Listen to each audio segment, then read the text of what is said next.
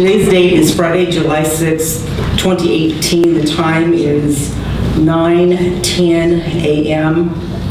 My name is Wanda Williams. I'm the Deputy Zoning Administrator for the County of Santa Cruz. We will be conducting hearings for two items scheduled on our agenda this morning. Typically for zoning administrator hearings, what we do is we ask for a staff presentation. Following the staff presentation, if I have any questions or any clarification, I will ask staff questions at that point. It's not open for public comment at that point. Following that, we will open up the hearing for public comments and testimony or questions, and we begin with the applicant or applicant's representative, and we'll provide you 3 minutes to address your item. If we need to extend that, we may do so for clarification purposes. Following that, we will allow any member of the public, whether you live within the 300-foot designated radius of the properties, anyone that wants to speak on any of our scheduled items on the agenda may do so. And we will provide you an equal 3 minutes of time to address the items this morning. Following that, we will attempt to reach a conclusion to either approve or deny an application. From time to time, it's necessary to continue an item. If so, we'll attempt to do that and continue it hopefully to a specific or certain date. And then occasionally we need to just remand an item or withdraw an item from our calendar of scheduled matters altogether. So having said that, let's go ahead and begin with application 141097. There is no specific site address given. It is located on APN 063-06128.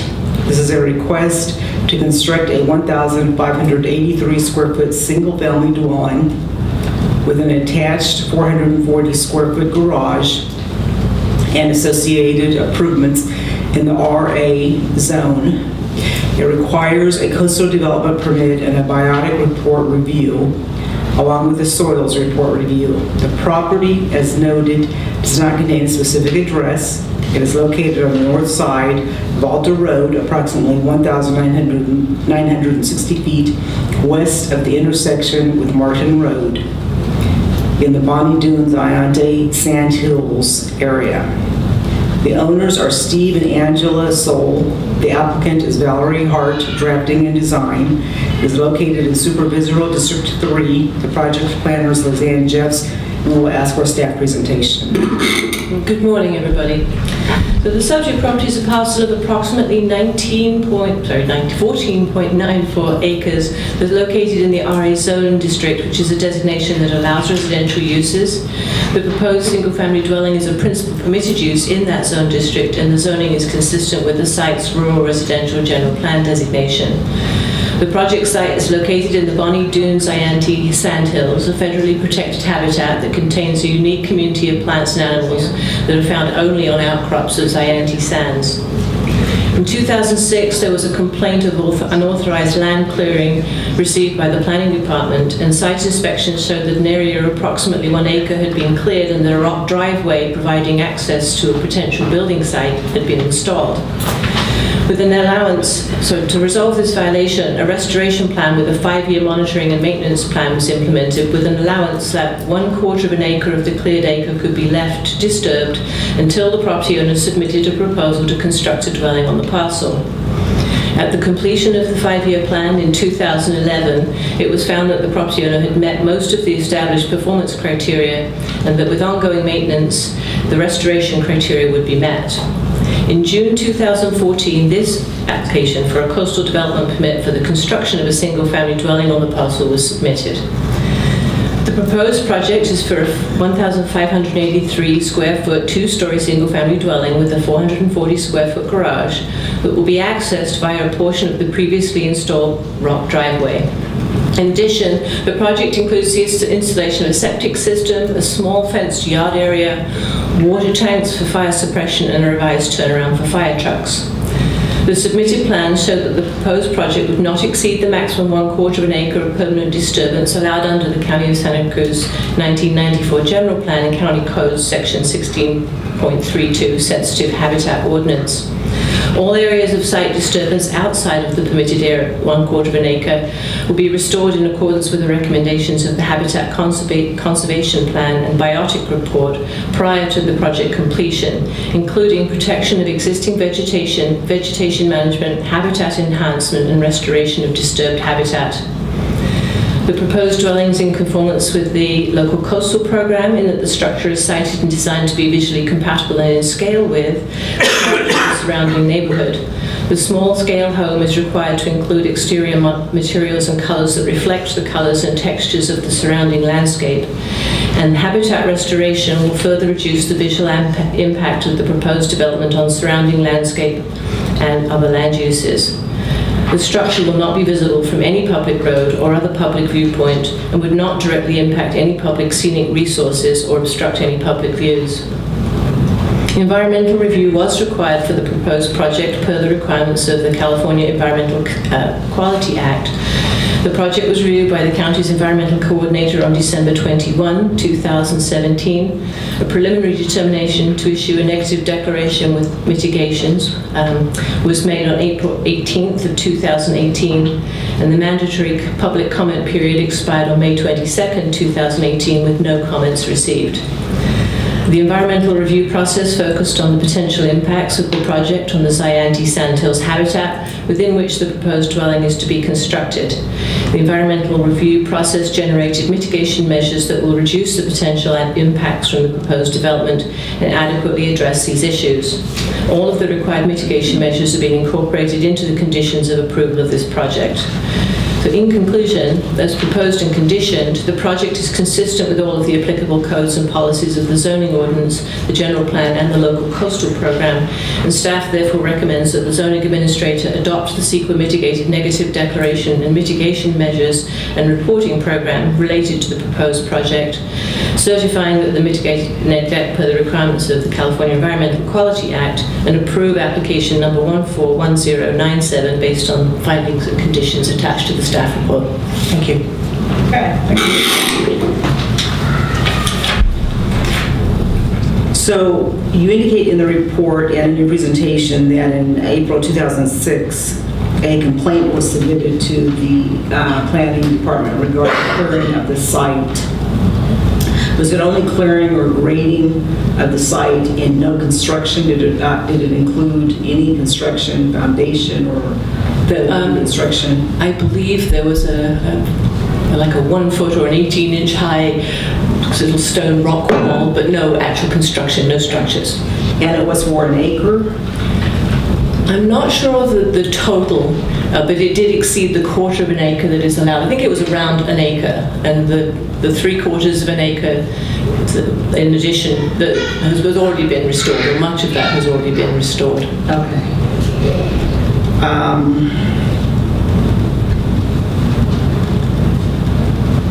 So it looks like it is a 2-story structure, so it looks like they're trying to minimize the area of disturbance.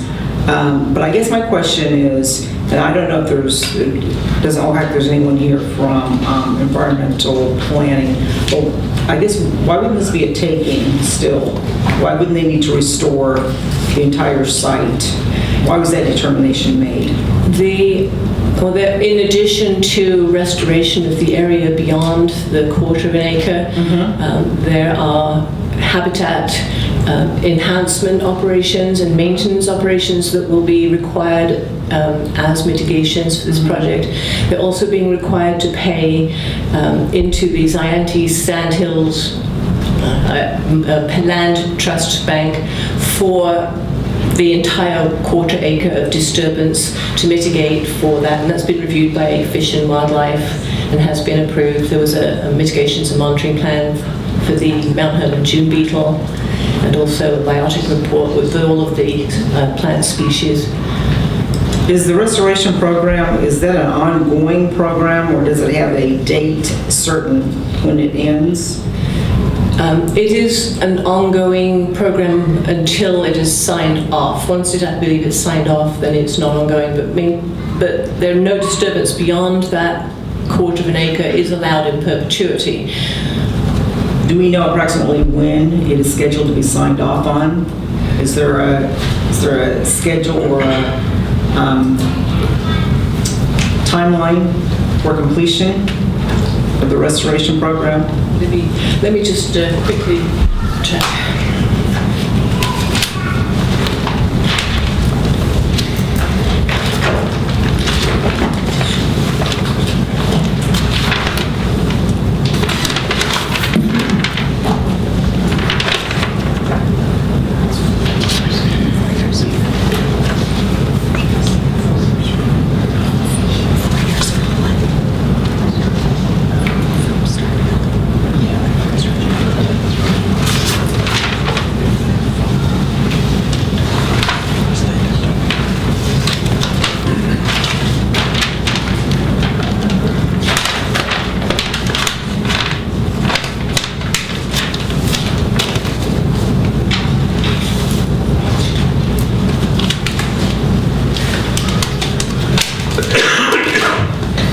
So as I thought, just wanted to be sure of this, but all of the mitigations and monitoring program is to be implemented prior to, during, and following construction. There's not a specific end date. It will be monitored by the project biologist, who will work with the county to ensure that all of the requirements have been met. Okay. What type of noticing did we do for this project? We noticed everybody, all property owners within 300 feet and all residents within 100 feet of this project.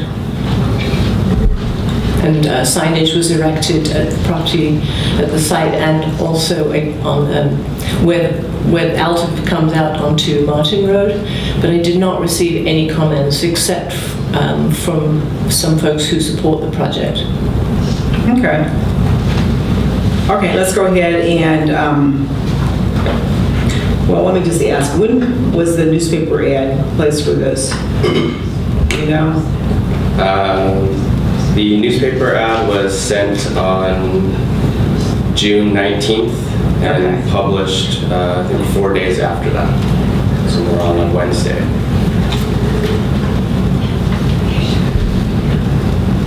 Okay, let's go ahead and open up the hearing for public testimony. If the applicant or applicant's representative is present and would like to provide remarks or clarification regarding this item, please come forward, state your name for the record, and we'll give you 3 minutes. Good morning. Good morning. I'm Valerie Hart from Valerie Hart Residential Design, or Drafting and Design, and I can answer any questions that you may have. Okay, thank you. Is there anyone else present that would like to address application 141097, item number 1 on our agenda? Please come forward and state your name for the record.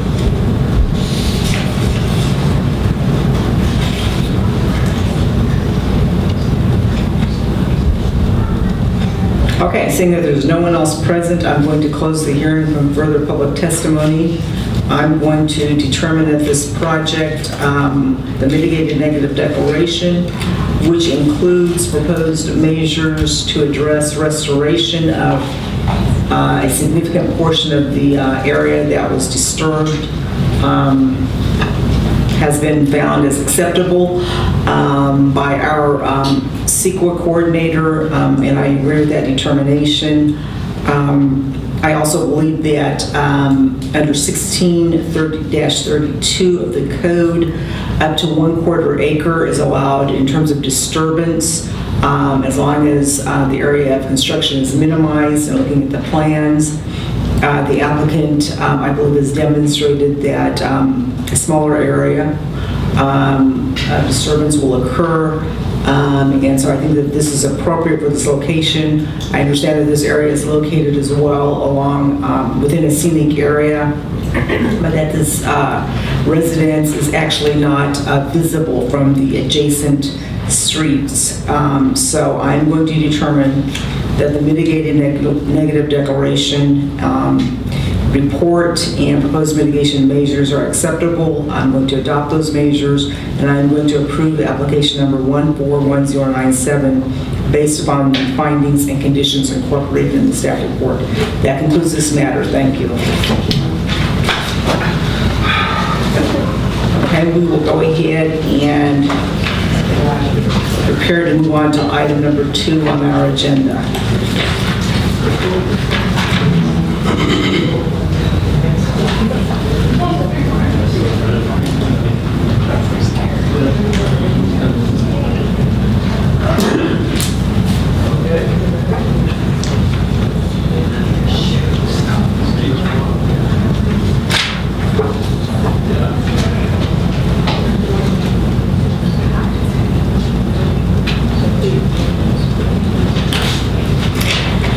Okay, item number 2 on our agenda is application 1712544 for 415 Trout Gulch Road in Aptos, APN 041011132. This is an appeal of an administrative approval determination to approve application 171254, which is a request to change the occupancy of an existing commercial building from a dry cleaners and laundromat to a restaurant, which would contain Betty Burgers, located in the C2 commercial zone. This project requires a commercial development permit, and the property, as noted, is located at 415 Trout Gulch Road, approximately 225 feet north of SoCal Drive in the Aptos Village. The appellant is Christina Locke.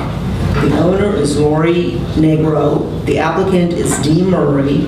It is in Supervisory District 2. The project planner is Lizanne Jeffs. I'm going to ask before the staff presentation, when was this newspaper notice placed? Again, it was sent to the newspaper on June 19th and then published on June 22nd. And what other types of noticing was done? We sent to the standard 300-foot radius and 100 for occupants, and the cover letter, affidavit, and standard noticing. And notice of public hearing was erected more than 10 days prior to this hearing. Okay. Correct. Okay, so we will ask for a staff presentation. So, good morning. So you're being asked to consider appeal of the administrative approval of a proposal to change the occupancy of an existing commercial building from a dry cleaner and laundromat to Betty Burgers, which is a 1950s style burger restaurant. The proposal would entail a remodel of the existing 3,000 square foot commercial building to include cosmetic upgrades of the exterior with revised windows, new stucco, reconstruction of the marquee overhang, and construction of raised parapet walls at the north and east elevations. In addition, there'll be new signage for the restaurant. The interior changes include opening up the partition between the 2 original spaces to create a dining area with a food service counter and a kitchen, food prep area, restrooms, and also a storage area with a cooler and freezer. The project also includes a 336 square foot outdoor dining patio, the construction of a new enclosure to screen the trash and recycling bins, and reorganization and restriping of the parking area. New landscaping is also proposed, together with pedestrian-friendly improvements, including a revised crosswalk at Trout Gulch Road. The proposed restaurant would be located on a 12,615 square foot parcel that's accessed from Trout Gulch Road with the zoning of community commercial, or C2, and the project requires a commercial development permit. The April 10th, 2018 approval of this project was appealed on April 24th by Becky Steinbrunner on behalf of Christina Locke, owner of the adjacent Bayview Hotel and Restaurant. This is located at 8041 SoCal Drive. The appeal letter sets out a number of concerns about the proposed project. Of these, several are regarding the approved parking plan and how the project may negatively affect the adjacent Bayview Hotel and Restaurant. Particular concern has been expressed regarding the use of 12 parking spaces on the Bayview Hotel parcel that are designated for shared use between the 2 commercial uses. The appellant also questions both the parking analysis and traffic study for the project that were conducted by Marquez Transportation Engineering. There are also concerns about fire safety, pedestrian access to the Aptos village, pedestrian safety, and the conditions of approval of the project. Detailed answers to the specific questions are included in my letter to you dated June 14th, 2018. However, in summary, the proposed restaurant is located within a parking area that includes a total of 32 spaces. Of these, 14 standard spaces and 1 van-accessible space are located on the subject parcel. An additional 12 shared-use parking spaces are located on the adjacent Bayview Hotel parcel, which is APN 041-01134, within an area that is subject to a recorded parking easement that provides shared parking for both the proposed restaurant and the hotel. There are also 5 parking spaces located on APN 041-01135, which is the parcel that's sort of in the corner of the L that would be described by the Bayview Hotel on the subject parcel. That will be within an exclusive parking easement for use by the restaurant after 6 p.m. The shared-use parking area with the 12 spaces was established as a condition of approval of a minor land division permit that was processed in 1985. That was permit 85-0661. Therefore, it cannot be revised without an amendment to that permit and without the permission of both property owners. The parking demand analysis and the parking study for the proposed Betty Burger's restaurant, completed by Ron Marquez, acknowledges that the Bayview Hotel does not currently have sufficient parking. However, rather than limiting the use of the proposed restaurant due to an adjoining parking deficiency, the analysis in the parking study focused on the hourly parking demand for the 12-space shared parking easement.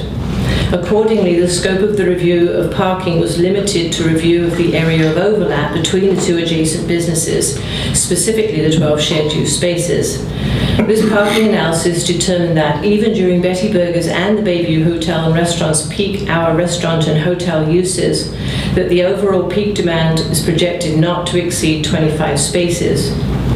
Based on county code, the proposed restaurant requires a total of 26 parking spaces. Therefore, the 34 that are available should be sufficient for the proposed parking for the restaurant without any material reduction in the available parking for the Bayview Hotel. However, to account for the potential that Betty Burger's might have a second peak period during the evening hours, the conditions of approval for application 171254 include a requirement that 5 parking spaces on the Trout Gulch Crossing property 041-01135 must be available for the exclusive use of Betty Burger's during dinner hours after 6 p.m. and require that a parking easement is recorded on that parcel. The easement would reside in perpetuity for the life of Betty Burger's restaurant or for any future restaurant on the subject parcel. And as a result, staff believes that there would be adequate parking available at all times for the proposed restaurant. To allow for the potential future development of additional parking on the Bayview Hotel parcel within a currently vacant area that there is at the rear of the lot, an additional condition of approval has been added to the Betty Burger's project that will require that the owner of the proposed restaurant agree to an amendment to the shared parking easement to facilitate access to the new parking area should this ever be developed. Although the staff report does discuss available parking within the Aptos village area to provide a wider context for the proposed restaurant use, the approval of application 171254 does not require a shared parking agreement between Betty Burger's and the adjacent Aptos village development. However, because pedestrian circulation throughout the Aptos village core is desirable, the conditions of approval of 171254 have been set up to allow for a possible future pedestrian link that could be provided if and only if all of the affected property owners, including the appellant, agree to allow this to occur. With regard to traffic, the trip generation analysis prepared by Marquez Transportation Engineering estimated that 16 new PM peak traffic trips would be generated by the proposed restaurant. The threshold above which preparation of a full traffic impact study would be required is 20 or more peak hour trips, and therefore the proposed Betty Burger's restaurant did not meet the threshold triggering a requirement for a full traffic impact study. The appellant's concerns regarding pedestrian safety and their request for flashing red lights at the relocated crosswalk have been passed on to the Department of Public Works. If approved, the proposed Betty Burger's restaurant would be required to comply with all of the current building and fire code requirements, With regard to the appellant's specific concern about fire safety, the proposed restaurant will be required to be upgraded in accordance with the requirements of the Aptos La Selva Fire Protection District to meet all relevant fire safety codes. And because there are no potential impacts or unusual circumstances or unanswered questions that have not been addressed by the conditions of approval of application 171254, it has been determined that a one-year review of the proposed restaurant as requested by the appellant is not appropriate. So therefore, as proposed, the change of occupancy of the existing commercial building from a dry cleaner and laundromat to a 1950s style burger restaurant, or Betty Burgers, is considered to be consistent with all county general plan policies and the county code, and staff recommends that you accept the proposed CEQA categorical exemption and approve application number 171254, subject to the revised conditions of approval. Thank you.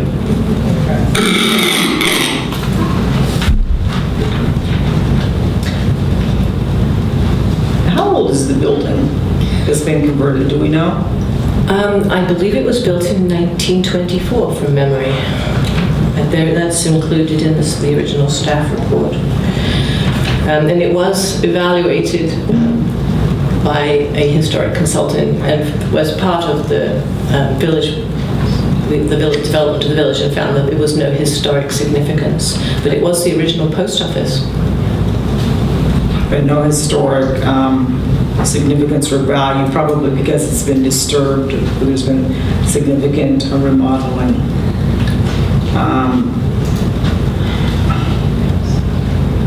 Okay. The flashing crosswalk that was referred to Public Works, did you hear back from anyone in Public Works about that? I did not, no. I sent the request to Steve Wiesner, who is the head of the traffic engineering section, and to Rodolfo Rivas, who was the traffic engineer who reviewed this project, but did not hear anything. But I did pass on the concerns, and there is an email included in your packet. I included that so that you have a record of it. Okay, so your staff report references minor land division permit 85-0661. Was there a written agreement that resulted from approval of that land use division? Yes. As a condition of approval of that 1985 land division, a private deed was drawn up, which is included in the deeds for the Betty Burgers, that provides that they have shared use of that area. Did that deed go into any detail or include any additional description regarding a 50-50 split, or if a certain number of spaces were for exclusive use by either party? No, it does not. It really just talks about that it's an area for shared use. Okay.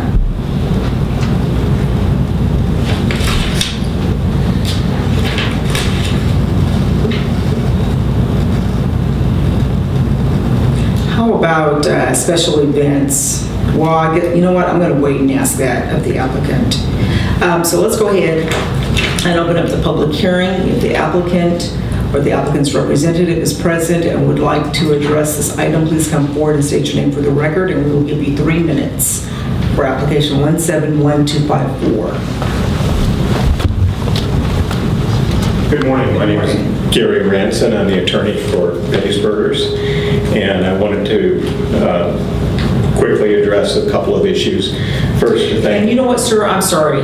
Yes. If I can interrupt you, I'm going to let the appellant go first. Okay. Then we'll have the applicant come up.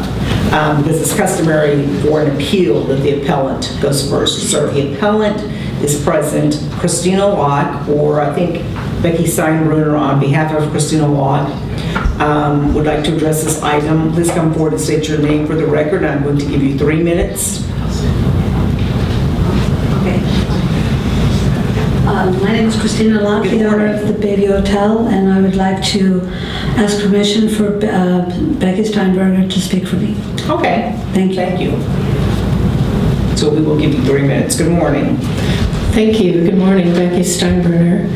On behalf of Christina Locke, I would like to first point out that Ms. Locke's protest letter submitted via hand delivery on March 27th to Ms. Lizanne Jeffs is not in this packet of information for your consideration. In that letter, she clearly stated many of the concerns that she has had to bring forth, paying an $800 appeal fee for consideration before this body. Also missing from the packet is the Marquez traffic study, and that needs to be part of the public record information for this appeal. I would like to respectfully point out, Ms. Williams, that you are the planner that has shepherded the Aptos Village project, and therefore I think you have a potential conflict of interest in this, and I would like to ask respectfully that you recuse yourself and that this hearing have a continuance to another zoning administrator. Is this property actually, was this approved as part of the Aptos Village project that went to the board?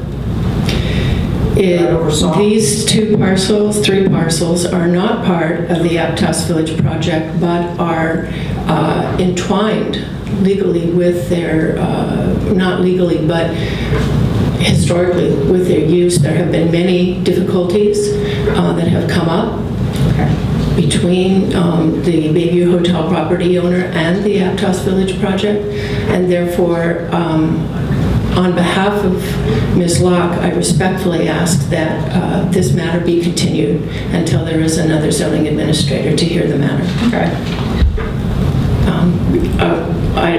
Are you going to grant it? Because if you're not, then I have more to say and would like to ask for more time. I think you should continue, and I will make a determination once I've considered all of the public testimony. All right, thank you. May I have more time, please? Yes. Thank you. First of all, we're going to give you another 3 minutes. thank you. Thank you very much. I would like to point out that this development permit is a significant change in use of the property. When the Minor Land Division 850661 was created, the use was for a laundromat and dry cleaner, a much less intense use. A restaurant use is the highest land use intensity for parking in county code, requiring 1 spot for every 100 square feet. This is a significant change. I really, on behalf of Ms. Locke, question the discrepancy in numbers of new trips. The Marquez study said there will be 16 new trips, whereas the Public Works new trips, whereby Ms. Negro has been assessed over $40,000 in transportation improvement assessments, is 68. I want to point out that the threshold for having a traffic study appears to have been met using this study by the county staff. I also want to point out that although Mr. Marquez states that the Bayview Hotel does not have adequate parking, the county has already approved her use permit, and that includes special events of up to 50 guests. So she has that permit already, and that is historic use. I would also like to point out that in the staff report, Ms. Locke's wording that the language of the appeal is historic and future use of the Bayview Hotel restaurant that would include breakfast, lunch, and dinner. The staff report left out the historic language, but does note that at the time of the Minor Land Division, the hotel did have a full-service restaurant. That must be honored. Mr. Marquez never approached Ms. Locke to determine what her plans are. No one did. Therefore, under county code, all uses of the area must be respected to incorporate the full picture of the use of the property, and that has not been done. I am sorry that we are all here today because Ms. Negro and Ms. Locke really did try to work this out and had made a verbal agreement that it would be a 50-50 use, and it was Ms. Locke's understanding that that would be transferred into the development permit agreement, but it was not. And given the experiences of the Aptos Village project developers, she must have all agreements in legal writing. Thank you. Thank you. Okay, so we're going to let the applicant have an equal 6 minutes. Before that, however, I was going to wait to address this issue of recusing myself, but I'm going to go ahead and address that right now. This project is not a part of the Aptos Village plan, and it is clear to me. I have reviewed the Aptos Village project plans, previous staff reports, and all other records, and I find that there is no direct relationship between the ownership of this property and the Aptos Village property. That previously went before the Board of Supervisors. In reviewing the county code, I have determined that I am not barred from acting upon projects located within the vicinity. And in going back and looking at previous projects in the vicinity, I determined that I have reviewed and approved other projects in the vicinity since the board acted upon the Aptos Village project. Further, I don't believe that I am incapable of reaching a fair and impartial decision regarding this property. As I indicated, that is not a part of Aptos Village. There are clear distinctions in terms of the property boundaries, in terms of property ownership, in terms of the type of use proposed by this applicant. And therefore, I don't believe that I need to recuse myself. I'm going to go ahead and listen to the matter. If you believe at the end of all of this that I should have recused myself, there is a mechanism or procedure for you to appeal my taking action on this matter to the next level. So having said that, let's go ahead and continue on with the hearing, and I will allow the project applicant or the applicant's representative 6 minutes to address this item. If you want to come forward and state your name for the record. Good morning. Good morning, Gary Ranson, attorney for the applicant. I'd like to clarify a couple of items that have been mentioned. The building was constructed in 1949, and there was a historical consultation done to make sure that there were no issues with historical nature. Additionally, there was no verbal agreement on a 50-50 use of the shared space. In any event, when it comes to deeded easement, there would need to be a written agreement, but there was no verbal agreement either. Rather than rehash the issues of the appeal that were covered extensively by Lizanne Jeffs in her letter, I simply would like to recommend approval of the project based on all of the work that has been done so far by county staff, by consultants, excuse me, for the applicant, and I believe that the project would be a benefit to the community. There is only one condition that we would request be removed from the final conditions, and that is the condition for the deeded parking on APN number 041011-35. The reason we are requesting removal of that deeded parking is because the traffic study performed indicates that the 27 total parking spaces for the project would be adequate.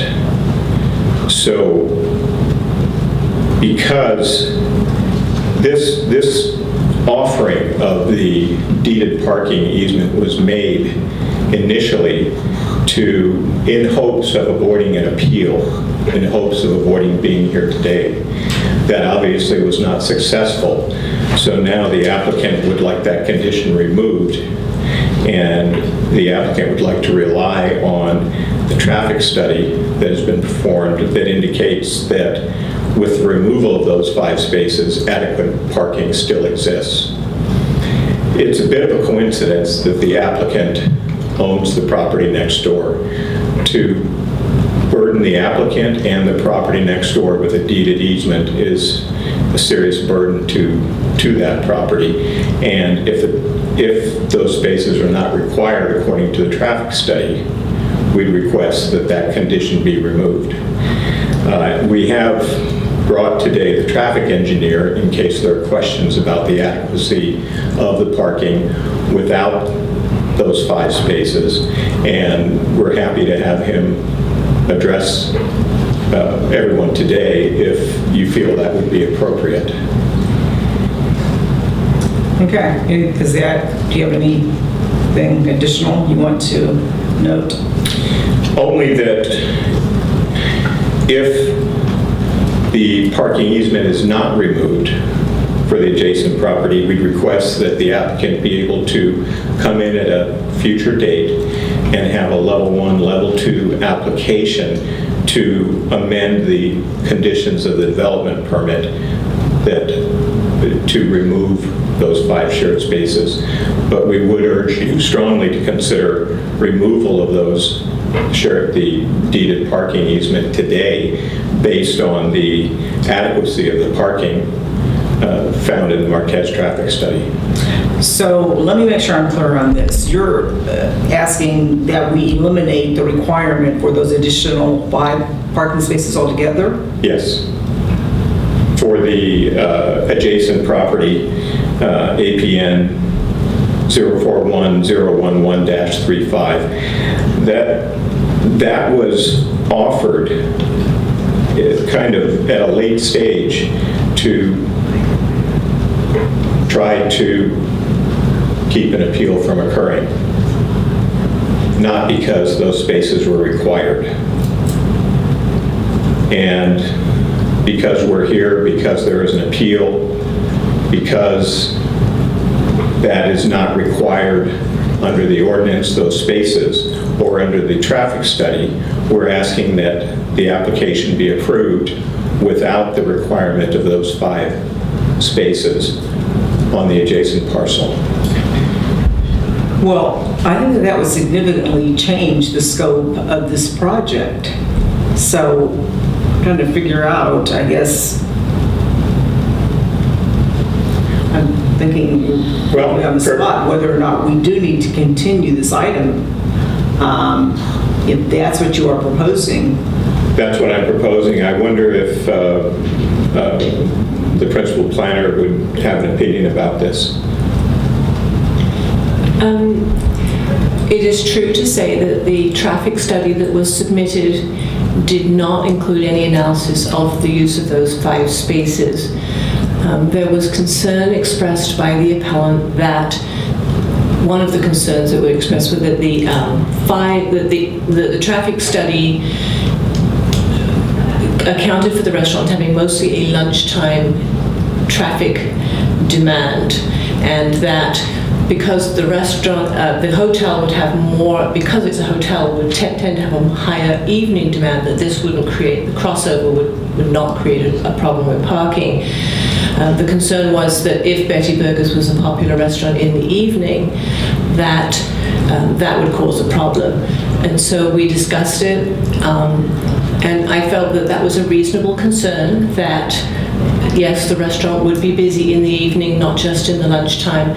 And in discussions with the applicant, because she owns the adjacent parcel, and in actual fact those 5 spaces relate more closely to the restaurant, because they're at the back behind the building and literally are accessed from the parking lot, that might be a good solution to provide the additional parking there in the evening when the office uses that are in the Trout Gulch Crossing building would be closed. They're all uses that close at 5, 6 o'clock in the evening.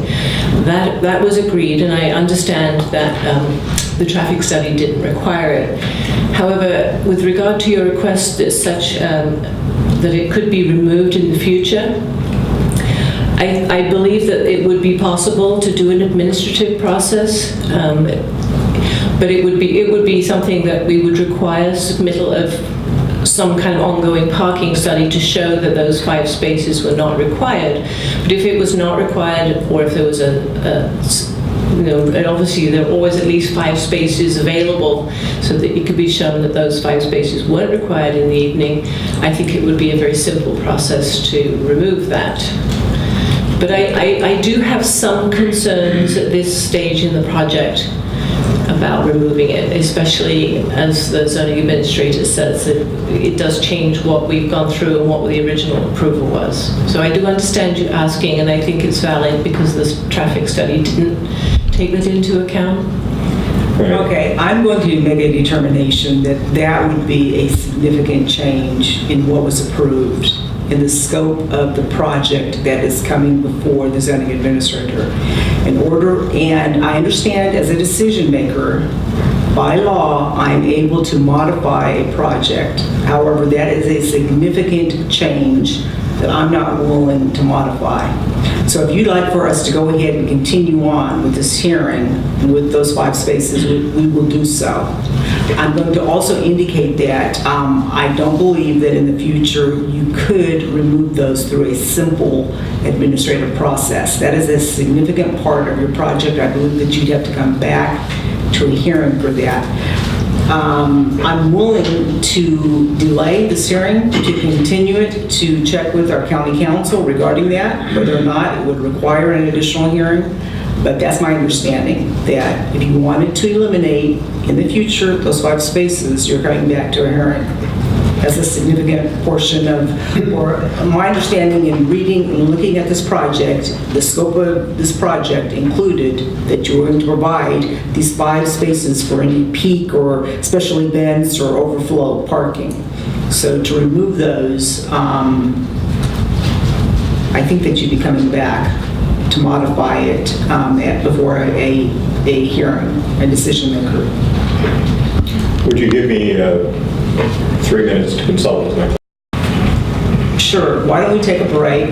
We'll take about a 5-minute break. We'll come back at 10. Okay, we're going to go ahead and start again. I'm going to clarify something that Lisanne brought to my attention. She reminded me this was initially approved as a level 4 administrative permit, and as such, an amendment to conditions of approval typically would go back to the original approval level, and then a determination would be made whether or not it needed to go back, be bounced back up to a level 5. So that would apply here as well for modifying those 5 parking spaces.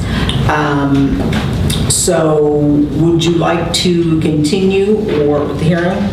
Yeah. You want to come back to the mic?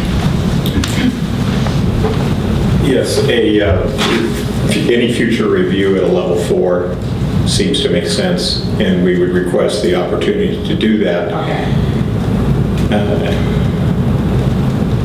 Probably including a traffic study. Right, yes. And Subject to public notification, once Right. again, to surrounding neighbors. Right. Surrounding neighbors would once again have the ability to appeal it up to a level 5. Or, when it came in, the planning director has the ability to look at it and determine, oh, this previously went all the way to the zoning administrator. We're just going to go ahead and take it right now to the zoning administrator. So Right. you understand that? Right. Okay. We're prepared to move forward. Okay. No continuance. Okay. Very good. Prepared to have a decision made. Just prior to doing that, I would like the opportunity for Ron Marquez to have 2 minutes to discuss parking. Okay. Thank you. You got about 2 minutes left, so we'll give those minutes to him. So we'll give him 2 minutes. Good morning. Good morning. My name is Ron Marquez. I'm the traffic engineer that helped the applicant on this project. I just want to say that what I wrote and the work that was prepared was well documented by your planning staff. The bottom line was, and as we indicated in the several staff reports around this, was that project met parking demands that we calculated, and with the existing site, and so the need for additional parking did not make sense. I wanted to also just correct a couple of things. There seemed to be a misunderstanding between the 16 trips and the 68 trips. 16 trips are 16 p.m. peak hour trips. Okay. 68 trips are the total daily trips, and that's what the county charges, makes their charges are based on daily trips as opposed to PM trips. Just to put a broader perspective on this thing, the Aptos Village plan, when it was done, had a overall comprehensive parking study done, which indicated that there was, with the new parking that was being provided with the developments in that area, that there would be sufficient parking for all development in the area. And I think it's sort of creating a quasi parking district for that area, which would make available a lot of parking for not only the Bayview Hotel, but a lot of other projects in the area that don't meet their parking requirements. And finally, I wanted to mention that the village concept and what's being proposed there is a mixed-use development that is likely to actually intended to reduce parking demand and trip generation, and so that's what over time I think you'll see that there's a lot of activity that's going to be happening from the actual residents and the interplay between the developments in that area. So Okay, so you referenced the Aptos Village project, and that parking would be adequate or provided for surrounding businesses as well. Is it your understanding that surrounding businesses are allowed to use the Aptos Village parking? It's not, it seems to me that it was implied in that whole, I actually worked on this 10 years ago. And so there was 2 levels of review for the Aptos Village development by Swenson, as well as a subsequent review of parking in the whole area outside of that project. And given the numbers that we identified at the time with the new parking that's being provided with the development on street, etc., it seemed like there was lots of opportunities to create, if you will, this sort of informal parking district where parking could be shared by the whole community. It seemed like that was the direction that this was going, and it made sense as a village to look at that. Conceptually similar to what's being done in SoCal, where there's a parking district, if you will, of an informal nature. So that's, I would have liked to have seen the Aptos Village plan to actually identify specific policies around that, but it seems to me that the city code, the county code opens that up to consideration when it says that alterations to parking demand or parking requirements could be made based on an area-wide evaluation of parking. So, if there is an agreed or an approved parking plan for the area. But I guess the question that I have is, was that ever, you're saying it was implied as part of the approval of the Aptos Village plan, but I'm not sure that I completely agree with that. And in going back and reviewing the record, I did not see anything where surrounding businesses were allowed to use the Aptos Village parking. I only reference the the county code again, that indicates that if there's this evidence of sufficient parking in an area-wide review, that county ordinances could be, their alternatives could be found for that. Okay. So that's what I was relying on. I agree that the Aptos Village Plan, no specific policy or that I noticed was in there. And have you had any discussions with the Aptos Village developer regarding use of their parking? No, I haven't in particular, but they were the ones that initiated this parking study, and you know, it's all part of the record of the Aptos Village Plan. How did you determine the peak hours of use for the Bayview restaurant and hotel uses? There is empirical literature provided by the Institute of Transportation Engineers about typical peaks for fast food restaurants and for regular restaurants, and those combined, it should be, I also would clarify that there's a amount of traffic or parking associated with the evening hours, but it tends to be less for the fast food restaurant. So for the Betty Burgers, you applied what? The fast food restaurant parking? Yes. And So that people would come in, eat very quickly, or that there would be a lot of takeout? There can be, yes. And as part of that, did you also examine or look at the other Betty Burger uses, I guess on 41st Avenue, and the other one I think is on Seabright? Did you take a look at their parking demand or peak hours of use and traffic patterns? No, I did not. I used kind of national standards around this. Okay. And so for the Bayview Hotel restaurant uses, eating uses, you applied the more traditional sit-down restaurant It is. parking. The restaurant and hotel both have different peak hours. And they do not have, okay, so you're saying they do not have a peak hour that is uniform or similar?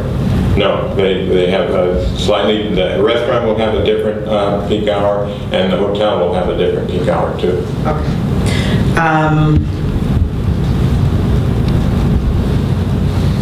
How about weekend uses versus weekday uses in terms of peak hour? There are variations for all of those uses, actually. That was not evaluated. Typically, they've been they vary only slightly, and so we didn't evaluate that. It is evaluated in the Aptos Village Plan, though. Okay. Okay, thank you. Sure. Okay, let's go ahead and open up the hearing for further public testimony. If there is anyone else present that would like to speak on the appeal of the zoning administrator approval of application 171254, please come forward and state your name for the record, and we will give you 3 minutes to do so. Is there anyone else present who wants to speak either in support of or in opposition to the appeal or the original application, or that has questions? Now is the time to do so. Please come forward. We will give you 3 minutes. And please state your name for the record. Good morning. Good morning. My name is Bob Wickersham, and I'm a new 2-year resident in Aptos. I'm here speaking in support of the original application, and I'm opposed to the appeal. This building has, when we first bought in the area, we looked at it, I considered it unsightly. It was vacant. It looked like a potential den of inequity. It was not, and we were told by several people that it had a very bad reputation, and we didn't know. One thing I'd like to do is commend the hotel for cleaning up their backyard. It used to be a total pit. I'm trying to think of something that's more socially acceptable. And it has made tremendous response. It's now only dirty and filthy. So it's, you know, we've improved that. And you talk about parking, currently in front of the Bayview Hotel, it's not really germane, but 6 or 7 of the cars parked there are not currently registered. They're older, you know, maybe, I don't know, abandoned is not fair, but they have no permission to operate on any of the city streets because they don't have the current registration. There's another issue that's been raised about a flashing red light at the pedestrian crossing Trout Gulch everywhere. It's awful, except the light. This building is within about 120 feet of a controlled access stoplight crosswalk. And, you know, not every restaurant in Santa Cruz or anywhere has a requirement that you have a closer controlled crosswalk than 120 feet. If you're worried about that, they can walk to the corner. I mean, you're going to put stoplights at every store? I mean, it becomes a little ridiculous. But I just would like to, you know, lend my support. There was a thing about $800 for the fee. It's costing the owners far more than $800 a month to sit on that property, and I think it'll be an improvement to the neighborhood, and I look forward to patronizing it if it ever opens, and we will walk there. Thank you. Is there anyone else present that would like to address this matter? Please come forward and state your name for the record, and we'll give you 3 minutes. Good morning. Good morning. My name is Joanne Katzen, and I am a homeowner in that very same area. And I would like to just address the fact that while I have watched these buildings taking place, and I understand that this development has been in the works for quite a while, I have been very unhappy with it. I maybe have been one of the most unhappy people. And we've had to suffer in our area from extreme traffic delays and tie-ups. And I know it's part of the traffic related to the development, but we are certain that it's going to be much worse when these buildings are occupied and the homes are occupied. Now, having said that, I feel like no traffic study has been adequate. I've tried myself to count cars sometimes, and I know it's well underplayed the amount of traffic there is. I'm there every day of my life. I feel like we need to have this study, which is not adequate, be further reviewed. I'm requesting the 1-year review, and I think that we have that a lot of harm is being done to the local businesses who are already there, and I don't see why they think they're going to benefit, the ones already there, from increased traffic tie-ups and inability of residents to get in and out, etc. Thank you. Thank you. Is there anyone else who would like to address application 171254? Please come forward and state your name for the record, and we will give you 3 minutes. Good morning. My name is Beth Katzen, and I live in my sister's home. We live together in the, not within 300 feet, but we live together in that same area. I do pass by Swenson's development every day of my life because I live there. I want to just take issue with something that was said that wasn't even part of this conversation today, how filthy Christine's Hotel is. I respect Christine's hotel because it's a historical landmark and it is beautiful. This gentleman had bought into this neighborhood, has lived there just 2 years. I've been living in this community for over 30 years and I've always cherished it. And I think it's more of a matter of rich and poor. These rich people have come in here and they bought a property and then they put their values upon it. I cherish Christine's Hotel and I think we all should. It's a historical value, historical landmark, and should be treated as such. Thank you. Thank you. Is there anyone else that has not spoken yet on application 171254, the appeal? I would like to speak. Please come forward and state your name for the record. Good morning. Good morning. Lori Negro, and I am the owner of Betty Burgers along with my husband, and have been operating Betty's in Santa Cruz for the last 13 years. Started at Seabright. We've been a member of our community my whole life, as was my father and my grandfather. So I have strong ties to our community, and I believe that our our business will bring something to Aptos that is currently lacking, and that will provide an opportunity for neighbors to be involved and part of.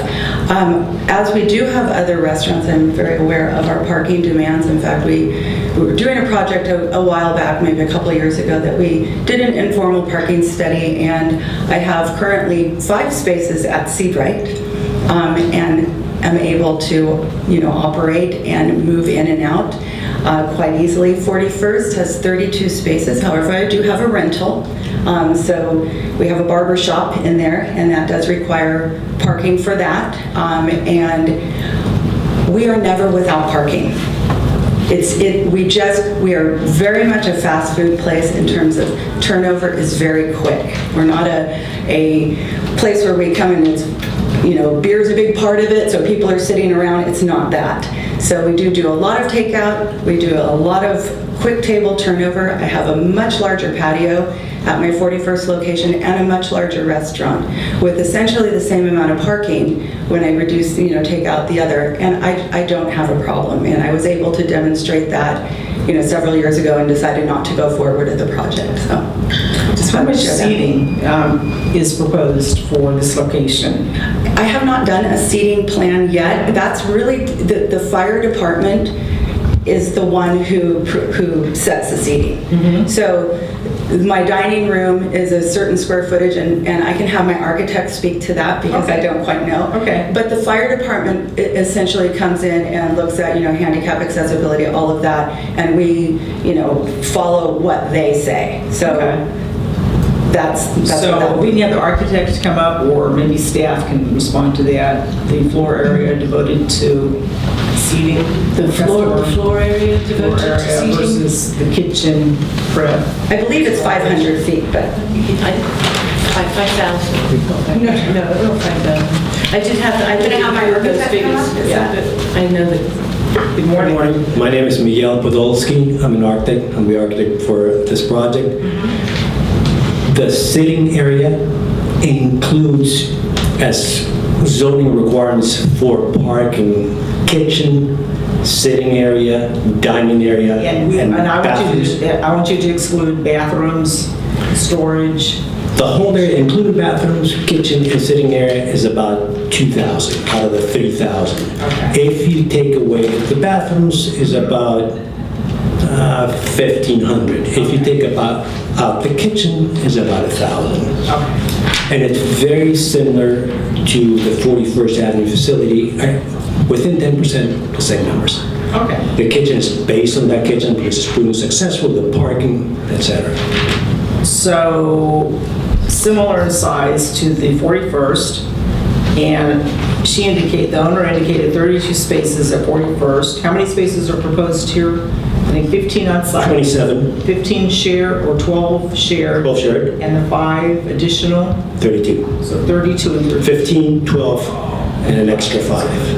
Okay. But on the 41st, just to state the record, on the 41st Avenue, some of that parking is not for the restaurant, it's for the rental. So it's similar, it's about 26, 27 spaces on each. It's the same sizes, same kitchen. Right, that's correct. Okay, thank you. Thank you. And what are the proposed hours of operation, Lizanne? What are the proposed hours, do we know, of operation? I believe it's from 11 a.m. to 11 p.m. Let me just check. Conditions.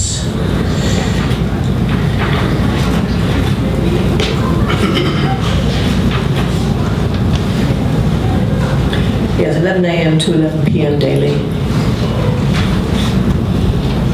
Okay, so you are recommending that, or I guess Jocelyn approved this to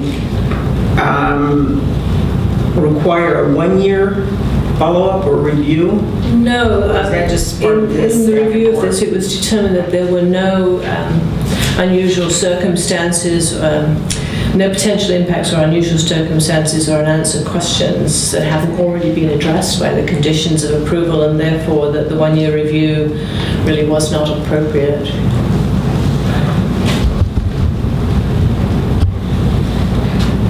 If the appellant can come back to the microphone. So you were proposing the 1-year review. And Yes, what is and the just purpose so- of that? To do what? Well, number one, first of all, I was never addressed by Ms. Lori Negro to legally make this a binding agreement with the shared parking. So the statement that was done was incorrect by the attorney. And also, I believe that me and her should have some kind of a written agreement abiding what the requirements are, because the parking area will need maintenance and we need some kind of a addressing of that use. If she's going to use those 6 spots of my own parking on my property, I think that she should also incur some kind of cost in maintaining the property as well. Okay. How long have you owned this property, the Bayview? Almost, 18 years, yeah. About 18 Okay. years. So did you own it when I guess division permit 85-0661 was approved? Were you the owner? I don't know. You were not the owner? What is that? Okay. Oh, yeah, no. So when the shared parking Yes? was created, you did not own No, it? that was back in 1980 or 85 or something. No, I'm just yeah. So when you purchased the property, did you receive any type of notification from your realtor or from the title insurance company or the previous owner regarding The shared parking? No, actually, I did not. So the first I heard about was when they brought it to my attention, the fact that they were asking for more parking. And so I was not even aware that was going to be shared parking. I thought it's on my property and, so I didn't even think about that.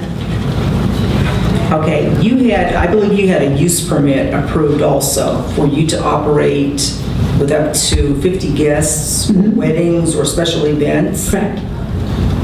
Did you ever finalize that permit? Did you record that? For the 50 guests, I believe we did. I'm not 100% sure, but I do know that it was a proposal. Somebody else was working with that with me, Rick De La Cruz, who made a whole proposal for the 50 guests, and on the use permit was going to be changed to 120 guests once I build a new bathroom in the outside. Did you do all of that? No, I did not. So you have not complied with. Well, I did not. I have use permit for 50 guests, but to move it up to 120 guests, I would have to make a new bathroom. That's what I understand. So we may need to take a break. I want to unless you have a copy of that use permit, I want to take a look at that use permit. I want to make sure that use permit is still valid. But it should, for the 50 guests, it should be. My guess is it is not valid. That you may not use up to 50 guests if you have not completed all of the conditions called for and recorded that use permit.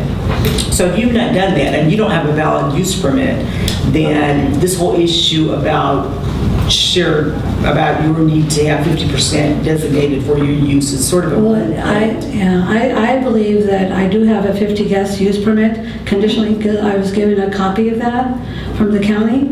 And unfortunately, I didn't bring it with me because I didn't know that was going to be a request. However, there was a condition on it that to move up to 120 guests, that I was supposed to build a bathroom outside. I don't know if the applicant, you're moving forward. Do you know anything about that? Okay. Well, I hate to keep taking breaks for this meeting, but I probably should have made a copy of that for today. Good morning. Good morning. Dee Murray, land use consultant. After reviewing the file, I checked and it wasn't evident that there was a recorded document of the conditions, nor was the signature page signed. But if they have that, we certainly didn't see it in the file. So I think that that's fairly easy for us to determine. I think we can I think somebody can run down to the recorders and verify that. So, I'm sorry, folks. I probably should have been a little bit more prepared for the hearing today. But we're going to take a 15-minute break so I can verify whether or not that was ever recorded. Because as I said, if it was not, it's sort of a moot point to be arguing about the division of parking. And so I think once I have that in hand and have made that determination, I think I can then go ahead and proceed to act upon this appeal request. So let's take a 15-minute break, and if staff can verify with the recorders whether or not, I don't know if you or Liam, but somebody needs to verify whether or not that was recorded. Thanks.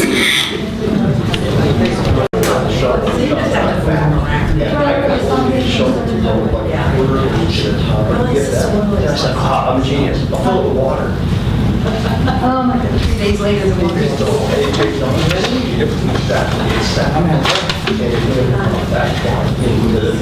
Okay, we're going to go ahead and continue this and see if we can wrap it up this time. Okay, so we've had a chance to verify with the recorders section and to pull the previous file dealing with special events, restaurant, and various uses. And I think we've determined that there was a document that was never recorded. So what do we have recorded? Do we have anything that was recorded? I did find one document that was recorded on the Bayview Hotel parcel. It was in 2013, and that was the release of an assessment lien that had been put on the parcel by the code compliance section when an issue that had been brought to the attention of code compliance was resolved. Okay. But no conditions of approval. Okay. So I'm going to indicate that any issue or appeal contention or argument raised regarding special events at the Bayview Hotel, I'm not going to consider as part of this determination or the appeal because you do not have a valid permit for special events and many of the uses that were approved, or not many, all of the uses that were approved as part of that 2010 application. It was never recorded, and so you may want to go back to whoever represented you for that and ask him why he never recorded it. And then you may want to speak with planning staff later on to determine what you need to do in order to activate that use permit. And you probably need to go back to the same process. I don't know if it was a level 4 or level 5. I don't remember on that. But you will need to go back to It was a level 5, and generally the condition of approval that the applicant or the property owner record those conditions of approval. It would not be staff that would record them. Okay. Okay, so having said that, I did get a chance to take a look at the 41st Betty Burger project and to very quickly go through, look at their plans that were approved as part of their approval to expand that site, I believe, which was around, I think it was around 2013 when they actually did an amendment to that site. So I did get a chance to take a look at that, the plans in that file for that project. That site contains, I believe, a similar floor area configuration or amount of floor area devoted to customer space, which is about a little bit less than, I believe, 1,000 square feet. This proposed project would contain, I believe, a similar floor area devoted to customer space, floor area, seating, or you come up, you place your order. And therefore, I am convinced that this proposed use would operate in a similar manner, that it primarily would serve as a takeout, sort of fast food establishment, that it would not be a typical dining restaurant as featured at the Bayview or elsewhere. for other fine dining establishments in the county. And therefore, as testified by the project traffic engineer, the peak hours of use are significantly different between the takeout use versus the adjacent Bayview fine dining sit-down restaurant use. So I believe that there would not be a conflict in the use of those shared parking spaces. So now, going and looking at the shared parking uses, whether the appellant is entitled to, I believe you're arguing 12 spaces.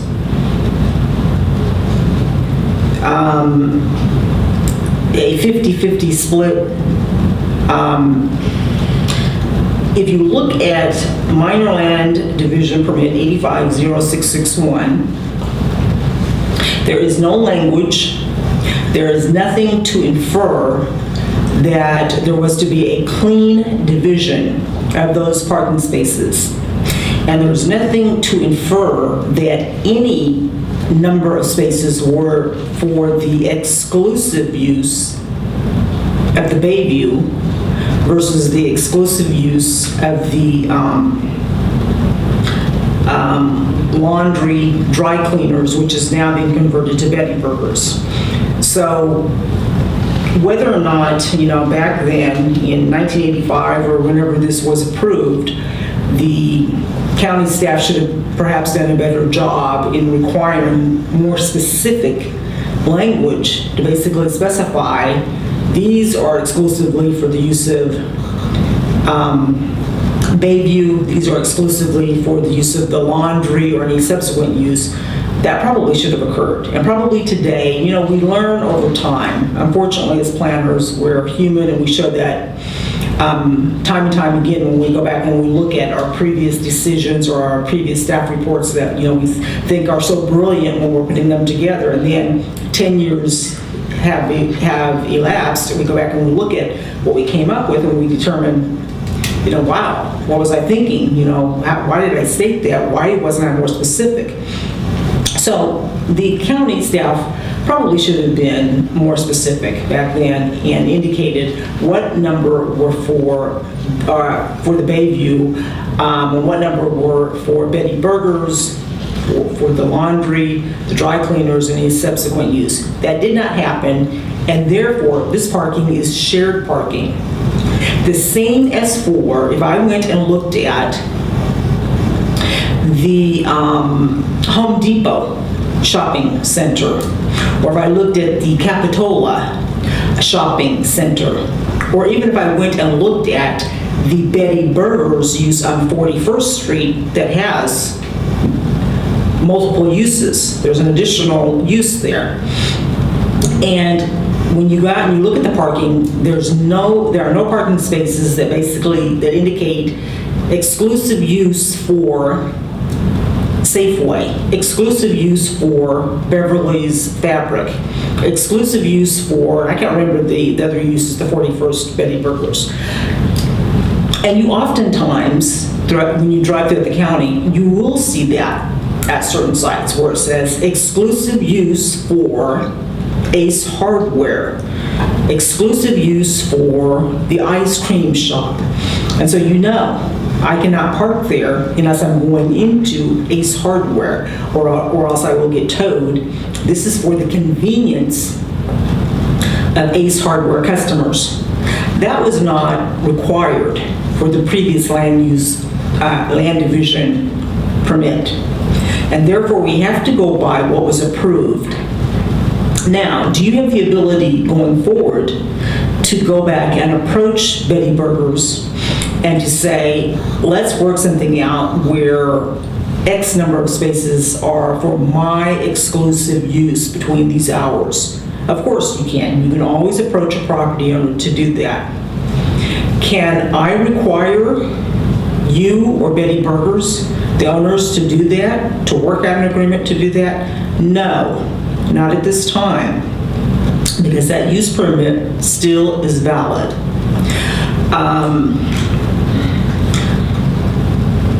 So having said that, I cannot act upon affirmatively your request to require a 50-50 split for parking.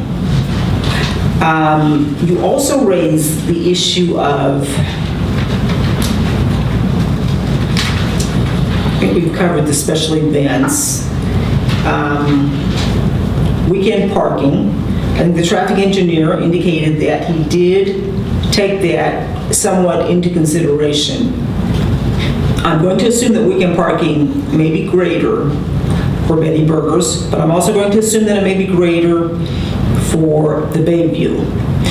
My belief is that those 5 additional parking spaces that were not required as a result of that parking study will fulfill or address any overflow or additional parking generated during the weekend for Betty Burgers. So I'm not going to require or act upon your appeal item there. You also raised the issue of the possibility of the crosswalk being lit. And staff indicated that they had spoken to Public Works about that. I am going to require, as part of this action, that the applicant be required to contact Public Works regarding that. The installation of, if you want to come back, if you've done that, yeah. I have spoken to Alex Corey and is it Steve? Steve Wiesner? Steve Wiesner, and they absolutely are not in support of doing that. But you're welcome to talk to them. Okay. But yes, I have talked to them. Okay. Thank you. So I'm going to leave that as a requirement, and planning staff will be glad to go with you regarding that, to have a discussion with Public Works. And then Public Works still is adamant about not doing that. They are in control. That is their jurisdiction, the roads, and we'll have to live by that. But I'd like to go ahead and see why that's not doable at this time.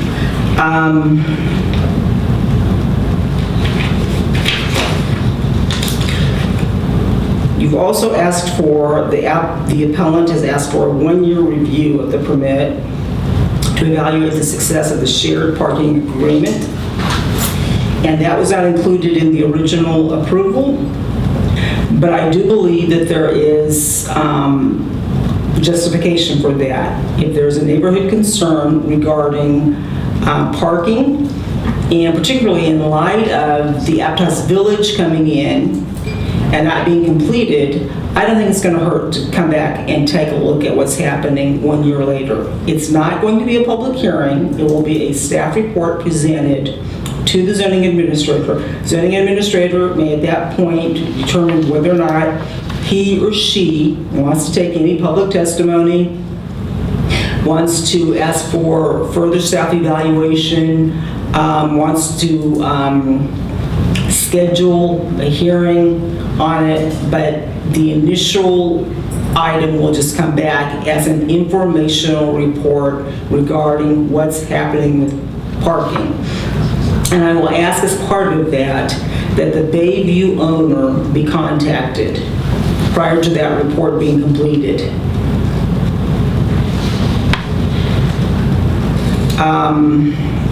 So we've covered pedestrian safety, so I think that covers everything. So having said that, I am going to accept that this proposal is exempt from CEQA, that a categorical exemption can be issued for this project. I'm going to approve application 171254 with the revised conditions of approval included by staff in the report and the additional requirement. I think I added 2. 1, to contact Public Works again, and staff can coordinate with the applicant regarding that, to have a discussion regarding some type of lighting or signage or something to notify pedestrians in that crosswalk and motorists. And then the additional condition to require a 1-year staff report, status report update to the zoning administrator. That is not a public hearing. And I think that's it. So that will conclude this matter. And as I said, I would recommend, Ms. Locke, that you probably can't do it today, but maybe next week if you want to contact planning staff, we'll be glad to sit down with you, go over what's required to try and activate your permit to get you moving in the right direction on that. Okay, thank you very much.